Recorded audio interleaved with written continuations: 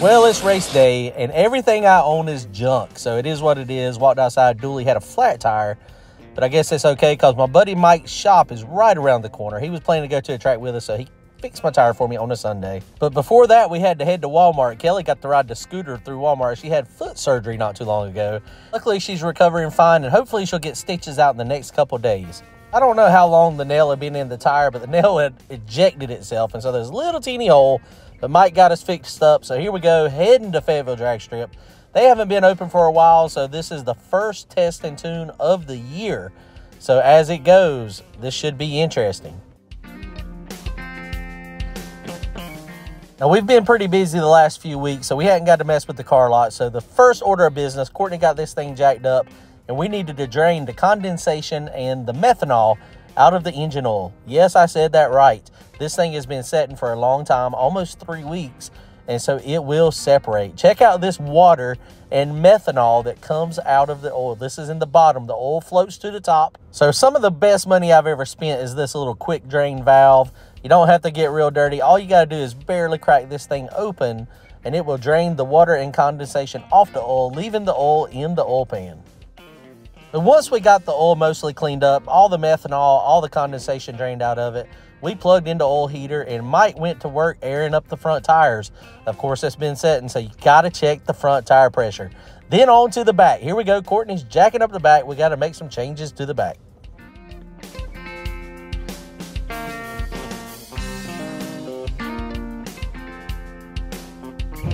What's up, guys? Welcome back to the YouTube channel. We're out here, Fayetteville Motorsports Park. Really cold outside, but they are doing test and tune today. So cars are coming in. We got about 30 more minutes and the track will be hot. Had an interesting morning this morning, but we were able to get here. Mike's out here, Courtney's out here. Go check him out on the Paint and Paper Hustle. He's gonna help us out today. Randy just got here as well, and I think Brandon is on the way also. So we're gonna try to leave off where we did when we were at Kinston a couple weeks ago. So it's been a little while since we've been at the track, since Brian had his issue. We've been focusing on his shop. I think he's actually gonna come out here today as well. Get away, take a little bit of a break from trying to clean up that mess and get the shop rebuilt. I really appreciate everybody that has pitched in and went to the GoFundMe and did the Cash App. That has been a lot. I'm gonna do an update video, hopefully in about a week or so, but we're making progress, and it's gonna take a while if he ever fully recovers. But we're out here at the track today, so hopefully he's gonna come out and take a break. Let me show you what we got to do right now. We got the back of the car jacked up. We got to go ahead and change the back springs. One of the things we do when we go backside to front side is we have a lot of weight in the car. And when you have a lot of weight in the car, you have to have a very stiff spring. And so we had a stiff spring on it, but we took all the weight out. So it doesn't make the suspension work like it should because the spring is too stiff. So Courtney's gonna, he brought my springs back up here, so we're gonna go ahead and change the springs real quick, and then we're gonna get going. If y'all want to support the channel, head on over to TurboJohnRacing.com. Grab yourself some hats and t-shirts. We're still also doing the giveaway of the signed front wheel. Go buy one of those keychains and get entered to win. Appreciate it, guys. All right, so like I was saying, we got this thing jacked up. Courtney's got the springs. Courtney's taking away from his playtime on his car. Appreciate him coming out and helping today. The Comment's almost ready. It's almost ready. He actually wanted to bring it today, but we have a very short test and tune, so I don't know that we'll have time considering we're screwing with this one. We got to fix this too. Look, we got to cut that off. So I don't know if we had time to mess with it, but we're going to be spooling his up hopefully this week. Randy, we're going to be working on his this coming weekend. What's up? How are you, Mike? Everybody's out here, man. This is fun. I like Fayetteville. This is probably one of my favorite tracks. Yeah, I mean, I like Fayetteville too. I wish they were more steady on running. Just the layout. I mean, it's always really fun. Josh is over there too. You see his beautiful white Mustang? El Crispy is what I used to call it, but I can't call it that anymore because he painted it. So now he just said it's the Colonel. The Colonel. All right, let's change these springs real fast. We got these QA1 shocks up under here. Very easy to do, but we got to take it all the way off because I couldn't turn these upside down. It wasn't as easy as my last Mustang because they were upside down. So here we go. Now, in one of my most recent videos, I had a comment to put anti-seize on it, but the only problem with that is that then it collects all that dirt and trash. And it's so thick, it just... Yeah. I mean, when we first put it on here, it did fine. Yeah, it's always going to work good for the first time, but then that was just it's going to collect dust and dirt and grime. But this is what, yeah, this is why I said that anytime the shocks come apart, you really should be brake part cleaning them just for maintenance, because you don't want to mess up the threads, you know. It's still got some crap in right there. Really need to be got out. I guess it would be best, I mean, these are anodized. I mean, I guess it would probably be best to, like you said, use a lightweight oil on it, like a WD-40 or something. Yeah, I would just put WD-40 on mine, and then every time they come apart, brake clean, and then fresh WD-40. Every single time. That's what we're going to do today. So I bought this off of Amazon. This is a bicycle pump for shocks is what it's for. All right, guys, in the description below, you'll see the link to this exact pump that I purchased. And basically, you want to check the canister pressure in these because pressure makes a difference, right? So the way this one works is you screw this one on first, and you didn't hear anything because it didn't compress, but then you screw this one down. Watch the gauge. So now so this one's a little cold. It's got 50. But then it's just like it's for bicycle forks. But look at that, isn't that? Okay, so it's for bicycle forks. Yes. Forks, not bicycle tires. Not bicycle tires. And this is for adjusting the pressure on a bicycle fork. And we're gonna go to 70. That's a little bit above 70. Or whatever that number is. What is that number? 75. It's just a little bit above 75. And then when you release it, you screw that out. It doesn't let the air out. That's right. You don't lose much. Yeah. So that's pretty cool. Tiny, tiny little thing because it's designed for that. That's right. Awesome. That is easy. Look at this. John's actually working. God, wrong way. Headed the right way to start with. Dang it. But he can't figure out how to put the bolts on. Freaking idiot.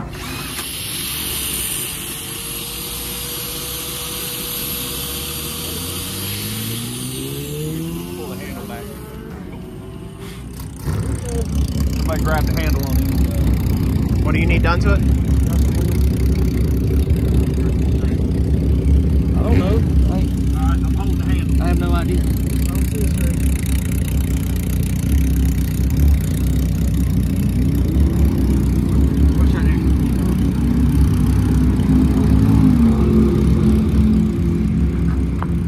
The light bulb joke. These parachutes are freaking ridiculous.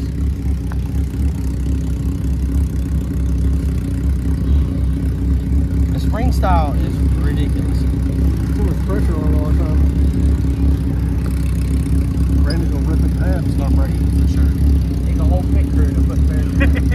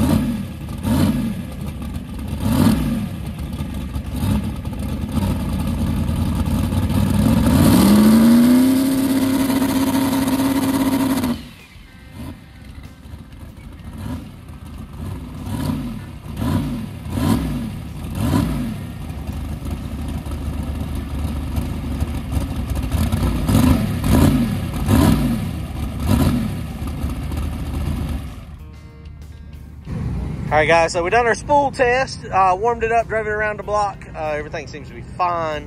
Back springs are okay. When we first put the springs on it, we had a little bit of issue. The anti-roll bar links are hitting the frame if it gets real low. So we had to jack it up a little bit. Put a 95-pound spring on it. It's probably a little too soft. With the weight it is now and the height, we probably need 110 on it possibly. But I think it'll be okay for today. Now this thing should try to squat is the game plan. But here we go, first pass.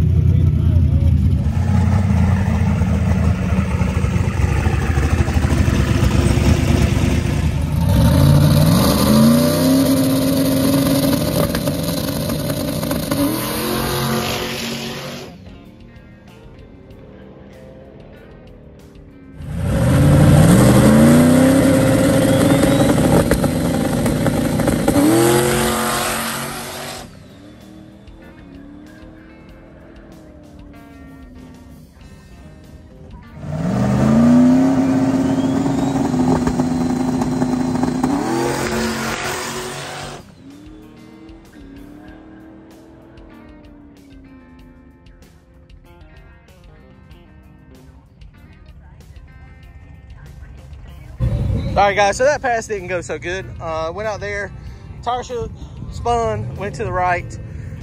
So we think we found one of the issues, which we found it before we made a pass. The anti-roll bar, the bolt, the anti-roll bar is too close to the frame. And so the bolt on the anti-roll bar, if the car squats too much, the bolt will hit the frame. Anytime you have something rigid and something stops, that's bad. So what we're gonna do is we're gonna undo what I did the other week. So the lower control arm, we're fixing to move it down and put more bite in the car, get it. I think we were at 130, 120, 115%, whatever it was, over 100%. We're gonna try to make the car so it don't squat, which that's not what, it's really not what I'm wanting it to do. The car's just not working. The car is just not, it's just not working. It's just not built to do what I'm trying to do with it. So we're gonna try again here in a minute. We're gonna move those bars and we're gonna try to hit the tire a little bit harder, maybe get some wheel speed initially. And then if we can maybe get it, I don't know, we'll see. All right, guys, well, we moved the lower bar down one hole on the rear end. It's gonna give us a little bit more, it should get us close to 100%, I think. I can't remember the math. We don't have time to do the math right now. Data log, we made it to 1.4 seconds and it just took hard right. That's also when the boost come in. So we're gonna, I mean, it should have took that. 135, 60 foot is all it went. I mean, that's where the power starts coming in. At some point, you gotta bring in the power. You can't just, I mean, have no power the whole pass. So we're gonna leave that same tune-up in there. We made the bar change. We had 12 pounds of air pressure. I think we're gonna drop down to like, we'll probably leave the air pressure the same, one thing at a time, I guess. And we're gonna go make another pass now. Somebody broke a minute ago, so they're starting to run now though. So it is really cold out here. So track is cold. Started to be a ton of people out here. So this is a good time, guys. Awesome.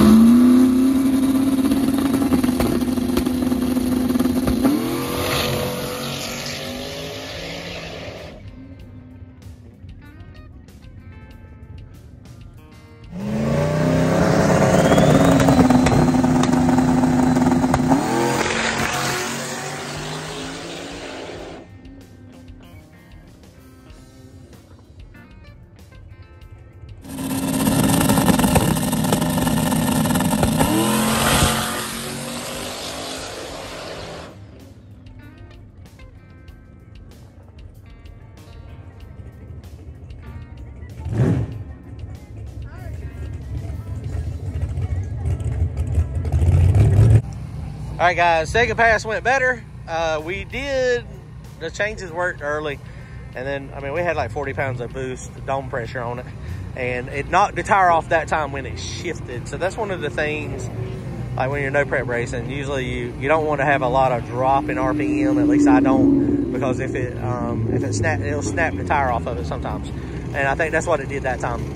When it shifted, dropped from 7,700 to like 72, 73, which is about right on where we thought we should be, but it just blistered the tire at that point. Not having any front end travel, I mean, it just is what it is. So, all right, we're gonna try to roll up there and make one more pass real fast. It's really cold out here. It's almost time to close though. We got a little bit more time there, so we're gonna roll up there and make one more. Got a battery charger on it real quick, and we'll go in a second.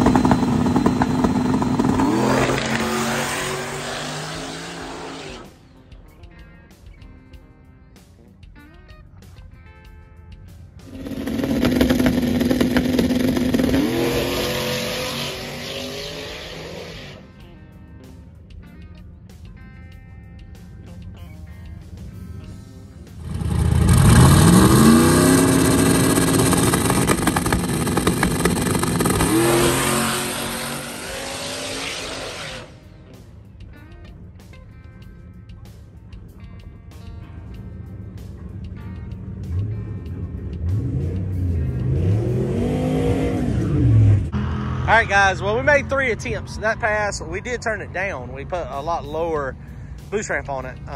Just not having no front end travel.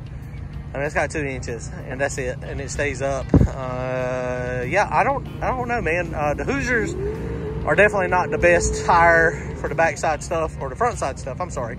Mickey Thompson is preferred. I got some Mickey Thompsons in there, so there's a race actually in Mooresville, front side, coming up in a couple weeks. So we got to decide if we're going to try to test some more, maybe put Mickey Thompson's on it.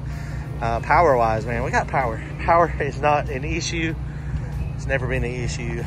But this little short wheelbase, I would think it would work better. Maybe it's the tire. Maybe it is the Hoosier, just the way it's behaving. There is no fix that is cheap or easy to give it more travel in the front. There is a fix, but it's not cheap. It is easy, but it's just not cheap.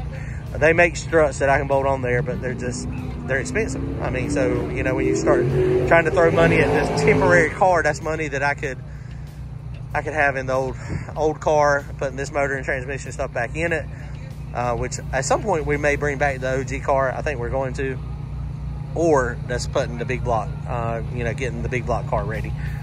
All right, guys, well, I guess that's going to wrap it up. Appreciate everybody coming out and helping today. Brandon, Randy, Courtney, Mike, it was a good time. We had a good time. It was fun. I was a little frustrated early in the day. I mean, having the flat tire on the car this morning on the truck, that was always frustrating. You know, you walk outside and you're like, really, I got a flat tire? But at the track, made it better. Y'all comment, like, and subscribe. If y'all want to support the channel, head on over to turbojohnracing.com. Grab yourself some hats and t-shirts. And don't forget, if you want to enter to win that signed wheel off the wreck car, go buy a turbo keychain. Appreciate it, guys. Check it out.